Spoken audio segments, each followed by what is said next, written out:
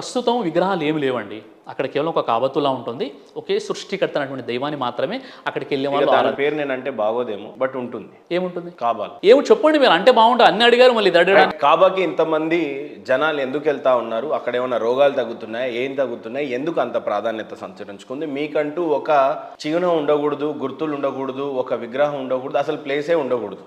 But still ఎందుకు కాబాకి అంతమంది జనాలు? సార్, ఇప్పుడు ఇస్లాము ధర్మానికి దాన్ని పాటించిన వ్యక్తులకు ఏది ఉండాలి, ఏది ఉండకూడదు అనేది మీరు నేను డిసైడ్ చేయలేమన్నమాట. సృష్టికర్త దైవం ఖురాన్ని అవతరింపజేశాడు. ఆ ఖురాన్లో ఉంది. అందులో ఉన్నటువంటి విషయం ఏంటంటే, మానవులందరి కోసము మార్గదర్శకంగా ఒక దిక్సూచిగా కాబతుల్లా అనేటటువంటిది ఒకటి ఉంది. అది అరబ్బులో సౌదీ అరేబియాలోని మక్కా పట్టణంలో కాబతుల్లా ఏదైతే ఉందో అది ఒక డైరెక్షన్ అనమాట, దిక్సూచి. అంటే విశ్వ మానవులందరూ ఎవరైతే దైవాన్ని ఆరాధిస్తారో వారికి ఒక సిస్టమేటిక్గా ఉండాలి, ఒక క్రమ పద్ధతిగా ఉండాలని చెప్పేసి ఒక దిశ మాత్రమే అది. అయితే స్తోమత కలిగినటువంటి వారు ఎవరైతే ముస్లింగా ఉంటారో, స్తోమత కలిగినటువంటి వారు, స్థితిమంతులు ఎవరైతే ఉంటారో, జీవితంలో ఒక్కసారైనా వారు హజ్ చేసి రావాలి. అక్కడికి వెళ్ళినప్పుడు ఏముంటుంది? అది ఒక కాబతుల్లా హజ్రే అస్వదానికి ఉంటుంది. దానికి ప్రదక్షిణలు చేస్తారు తప్ప ఎవరు కూడా అది దేవుడు అని చెప్పేసి, లేదా అందులో ఏదైనా శక్తులు ఉన్నాయి, అక్కడికి వెళ్ళిపోతే మేము ధనవంతులం అయిపోతాం, అక్కడికి వెళ్ళిపోతే మేము అంగవైకల్యంగా ఉన్న వాళ్ళు స్వస్థత పొందుతారు అన్న కాన్సెప్ట్ ఏది కూడా లేదనమాట. అది ముస్లింలు అందరూ గుడి చుట్టూ ప్రదర్శనలు చేసేటువంటి కాన్సెప్ట్ మా హిందువులది. బట్ స్టిల్ అక్కడ ఎందుకు ప్రదర్శనలు జరుగుతున్నాయి సార్? అండ్ మీకు గుళ్ళే లేవు, గోపురాలే లేవు, ఒక విగ్రహం అసలు అంతకన్నా లేదు, ప్రపంచం మొత్తం అక్కడికి ఎందుకు వెళ్ళాలి? ఏంది అసలు? వేదాల ప్రకారంగా విగ్రహం ఉందా? వేదాల ప్రకారంగా కూడా విగ్రహం లేదు. మీరు వేదాలని ముందు నుంచే కట్ చేసేసారు. నా దేవుడు నా పద్ధతి అని ఎప్పుడో మీరు అవలంబించారు. దాని గురించి చెప్పండి. వేదాలకు మీరు ఎప్పుడో కట్ అయిపోయారు. మీరు అలా భావిస్తున్నారు, రైట్. నేను భావించకపోయినా వేదాలలో విగ్రహాలు ఉన్నాయా లేవా కాదు, ఖురాన్లో విగ్రహాలు లేవు. వినండి, వేదాల ప్రకారంగా కూడా విగ్రహారాధన లేదు. న సందృశే తిష్టతి రూపమస్య న చక్షుషా పశ్యతి కచ్చనైనం. ఆ దేవుడు ఇంద్రియాల పరిధిలో నిలబడు. నతస్య ప్రతిమస్తి. ఆ దైవానికి సమానమైనటువంటి పోలిక లేదా ప్రతిమ ఏదీ లేదు. మరి మా వేదం కూడా అదే చెప్తుంది కదా, దేవుడికి ఏమీ లేదు, రూపం లేదు, ఏం లేదు. అవునండి, మా దేవుడిని కూడా నమ్మొచ్చు కదా మీరు. అదే ఇప్పుడు దానికి గడ్డం ఎందుకు పెంచాలి, టోపీ ఎందుకు పెట్టాలి, దానికి అల్లా అని ఎందుకు పేరు పెట్టాలి, మీరు ఎందుకు ఇంత కన్ఫ్యూజ్ చేస్తున్నారు అనేది నా క్వశ్చన్. మనం గడ్డం టోపీ గురించి ఆల్రెడీ మనం చర్చించుకున్నాం, ఓకేనా? మీరు టాపిక్ని డైవర్ట్ చేయకండి. గడ్డం టోపీ గురించి మనం చర్చించుకున్నాం. ఇప్పుడు మీరు అడిగినటువంటి ప్రశ్న, వేదాల్లో చెప్తున్నటువంటి దేవుడు కూడా సేమ్ మీ ఖురాన్లో చెప్పేటట్టుగానే ఉంది.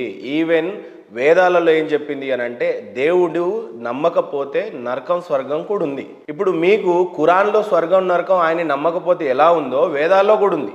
ఇక్కడ కూడా మీరు శిక్షకు అర్హుడే. నిజదేవుడిని వేదాల్లో తెలుసుకొని నిజదేవుడి వైపు మీరు రాకుండా మీరు ఇంకో దేవుడి వైపు పోయినాక మళ్ళీ మా దేవుడు అని ఈయననే దేవుడు, అందుకే నేను మారానని మీరు సాక్ష్యం ఇందాక చెప్పారు. నేనేం కన్ఫ్యూజ్ చేయట్లేదు, మీరు కన్ఫ్యూజ్ అవ్వకండి. నిజ దేవుడు ఈయనే అని మీరు అటు వెళ్ళిపోయారు. ఇప్పుడు వేదాలలో నిజ దేవుడు ఆయన ఒకళ్ళు, ఆయనకు రూపం ఉండదు, శక్తి ఉండదు, విగ్రహాలు లేవని ఇప్పుడు మీరే చక్కగా తేల్చేశారు.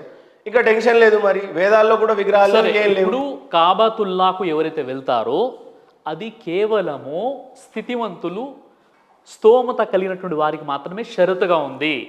ఇందాక నమాజ్ చేసే వాళ్ళు ఏ రకంగా చేస్తారు మసీద్లో అని చెప్పారు? ఒకటే లైన్లో చేస్తారు. ఇక్కడ రాజు ధనిక పేదకి ఏ రకమైనటువంటివి లేవు. మీ సాక్ష్యంలో మీరు చెప్పింది ఏంటి? ఆ దేవుడి దగ్గరికి పోతే విగ్రహాలు ఉన్నాయి, ఈ దేవుడి దగ్గరికి పోతే విగ్రహాలు ఉన్నాయి, నేను దర్గాకు పోయినప్పుడు ఉన్నా కూడా అక్కడ ఇది ఉంది, కానీ మసీద్లో మాత్రం లేదు. ఇక్కడ అందరు ఒకే లైన్లో లించుంటారు, పేదోడైనా డబ్బోళ్ళైనా ఎవరైనా సరే. కానీ ఇప్పుడు డబ్బులున్న వాళ్ళు మాత్రమే కాబోకపోతారు. అవునండి, అది దేవుడు ఇచ్చినటువంటి ఒక వెసులుబాటు. అది ప్రతి వ్యక్తి వెళ్ళలేడు. ఎవరైతే వెళ్ళగలుగుతాడో వాడు మాత్రమే వెళ్ళాలి. గొప్ప విషయం అది. మీరు అర్థం చేసుకోవట్లేదు. అది చాలా గొప్ప విషయం. ఒకవేళ అందరూ వెళ్ళాలి అని చెప్పినట్లయితే స్తోమత లేని వాడు ఎలా వెళ్తాడు? కాబట్టి స్తోమత ఉన్న వాళ్ళు అక్కడికి వెళ్ళాలి. అక్కడికి వెళ్ళిన వారు ఎవరు కూడా అక్కడికి వెళ్ళిన వారు వినండి. ఇప్పుడు అక్కడ స్తోమత లేని వాడు వెళ్ళప్పుడు చిచి ఈ దేవుడు కూడా రాంగే అని చెప్పి మీరు రిటర్న్ అయిపోవచ్చు కదా. వెళ్ళిన వారు ఎవరు కూడా విగ్రహారాధన చేయరు, కాబతుల్లాని మొక్కరు, అక్కడ సాష్టాంగ పడరు, లేదా ఆ రాయిలో ఏదైనా దేవుడు ఉందన్నటువంటి ఆలోచనతో కాదు, కేవలం దేవుడి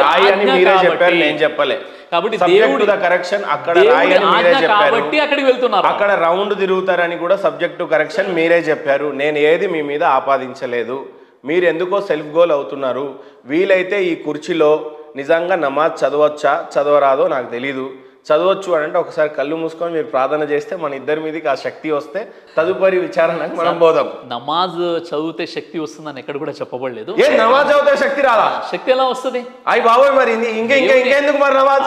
శక్తి అంటే ఏ శక్తి అంటున్నారు మీరు? మరి ఏ శక్తి వస్తుంది? నమాజ్ వచ్చేసి మీరు ఒకేసారి 1 మిలియన్ సబ్స్క్రైబర్స్ వచ్చేస్తారా సిగ్నేచర్ టీవీ ఛానల్కి ఒకసారి నమాజ్ చదువుకుంటే? అలా కాదు కదండి. నమాజ్ అంటే నమాజ్ చదివితే ఏ శక్తి రాదు అని మీరు చెప్పారు. దేవుణ్ణి మనం ఒక ఆరాధించేటటువంటి పద్ధతి అది. ఈ దేవుడు చెప్పాడు, మనం ప్రార్థన చేస్తున్నాం అంతే తప్ప అది శక్తుల కోసము లేదా ఒక స్వార్థం కోసం కాదు అది. రైట్. ఇప్పుడు నమాజ్ చదివితే శక్తి వస్తుందా రాదా? నమాజ్ చదివితే ఒక ప్రశాంతత వస్తుంది. నమాజ్ చదవడం ద్వారా మనిషి అశ్లీల కార్యాలకు, చెడు పనులకు దూరంగా అవుతాడు. సో ఇప్పుడు నమాజ్ చదివే వాళ్ళు చెడు చేయరా? అలానే కాదు కదా. మరి ఇప్పుడు నమాజ్ చదివితే ఎంతో కొంత శక్తి వస్తుంది అయితే నమ్ముతాం కదా మనం. సరే, మీరు దేవుడి యొక్క ప్రెసెన్స్ ఇక్కడ దిగుతుంది. చలో మీరు నమ్మే దేవుడు, నేను నమ్మే దేవుని యొక్క ఆశీర్వాదం ఉంటదని చెప్పండి. రైట్. మీరే చెప్పలేకపోతున్నాను, నేను చెప్తున్నా. ఏం చేద్దాం, మీ వకాలత్ చెప్పేశారు మీరు కాబట్టి చెప్తున్నాను. దేవుని ఆరాధన మనం చేసినట్టయితే దేవుని యొక్క ఆశీర్వాదం మనపై ఉంటుంది. ఆశీర్వాదమైన మా పదమే, శక్తి అయినా మా పదమే. మీరు ఏం తీసుకోకపోయినా మాకేం నష్టమే లేదు. మీరు కొన్ని కొత్త పదాలు చెప్తున్నారు, ఇప్పుడే నేను తెలుసుకుంటున్నాను. రైట్. ఇప్పుడు మరి ఏమైనా నమాజ్ చదువుతారా? చైర్లో కూర్చొని ఏమైనా ప్రార్థన చేస్తారా? నేను మీ సోదరుడిని అని చెప్పేసి. ఇప్పుడు మా సిగ్నేచర్ స్టూడియో ప్రోగ్రామ్ కంప్లీట్ అయిపోయిన తర్వాత ఇక్కడే సిగ్నేచర్ స్టూడియోలో నేను నమాజ్ చదువుతాను. ఆ విధానం మొత్తం కూడా మీరు కావాలంటే రికార్డ్ చేసుకోండి. రైట్. నమాజ్ కుర్చీలో కూర్చొని చదవచ్చా చదవరాదు? నమాజ్ చదవచ్చండి. మరి చదవండి, తప్పేముంది.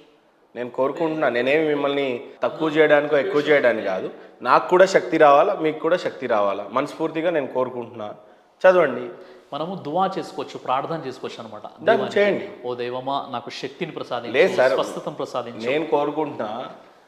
ఇప్పుడు ఒక పెద్ద శక్తివంతుడైన దైవజనుడు ఉంటాడు, కల్వరి టెంపుల్ సతీష్. ఆయనతో ప్రార్థన చేయాలని ఆశపడతారు చాలామంది. మొన్న ఇక్కడ వచ్చినటువంటి పాస్టర్ పాపం చైర్లో కూర్చొనే చదివాడు. సార్, పండితుడు అదే మంత్రాల ఆశీర్వచనం నాకు నేను చెప్పేది ఏంటంటే, మహేందర్ గారు వెళ్ళేటప్పుడు ఖచ్చితంగా మీకోసం నేను ప్రార్థన చేస్తాను, మనం ప్రార్థన చేసుకుందాం.